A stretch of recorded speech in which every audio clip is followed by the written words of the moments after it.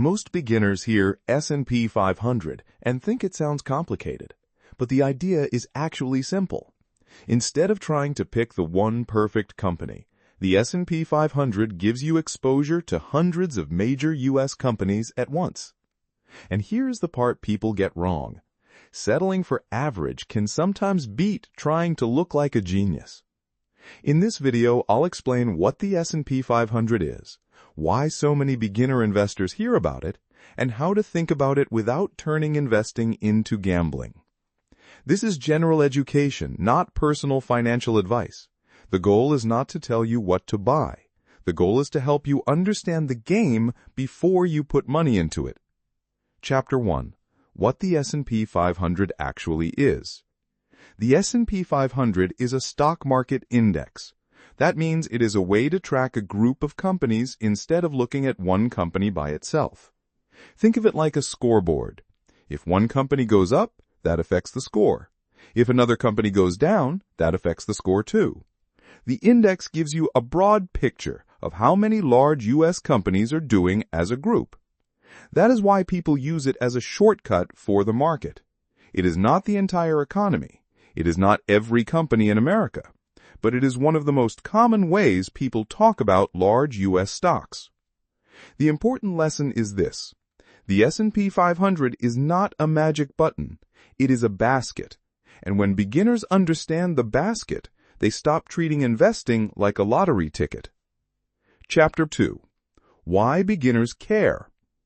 Beginners care about the S&P 500 because it solves one big problem. Most people do not know which individual company will win over the next 10, 20, or 30 years. If you try to guess one winner, you can be right, but you can also be very wrong. A company can look unstoppable today and still struggle later. The basket approach spreads the risk. Instead of saying, I know the one company that will win, you're saying, I want exposure to a broad group of big companies.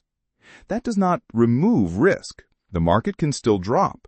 The value can still go down. But it does help beginners avoid putting their entire future on one decision. Chapter 4. The trap of beating the market. Here is where beginners get trapped. They hear about the S&P 500, then immediately ask, how do I beat it? That question sounds smart, but it can lead to dumb behavior.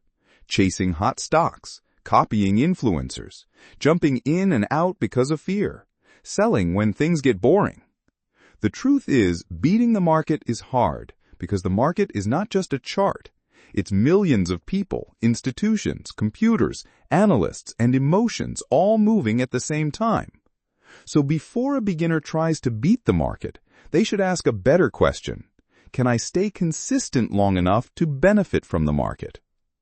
Chapter 5. Index funds versus guessing. This is where index funds come in. An index fund is a fund built to follow an index. So instead of trying to manually buy every company in the S&P 500, the fund is designed to track that basket for you. That does not mean every index fund is the same. Fees matter. What the fund tracks matters. Your time horizon matters, and your overall financial situation matters. But the beginner idea is simple. An index fund can turn investing from a guessing game into a rules-based system. Guessing asks, which stock will explode next? A system asks, what can I repeat for years without destroying myself emotionally? Chapter 6. What can go wrong? The biggest mistake is thinking simple means safe all the time. Simple does not mean the market only goes up. Even broad funds can drop. Even long-term investors can feel scared. Even a smart plan can feel terrible during a bad year. That is why beginners need to understand risk before they invest. If you put money in the market that you need next week, next month, or for an emergency, a drop can force you to sell at the worst time. So the order matters. Build a cash cushion first, understand the risk second, then think about investing money that has time to work. The goal is not to avoid every drop. The goal is to avoid making emotional decisions when the drop comes. Chapter 6. The Beginner Checklist. If I was a beginner learning the S&P 500, this is the checklist I would use. 1. Understand what the index is. 2. Understand that a fund and an index are not exactly the same thing. 3. Look at fees and what the fund actually owns. 4. Know that drops are normal. 5.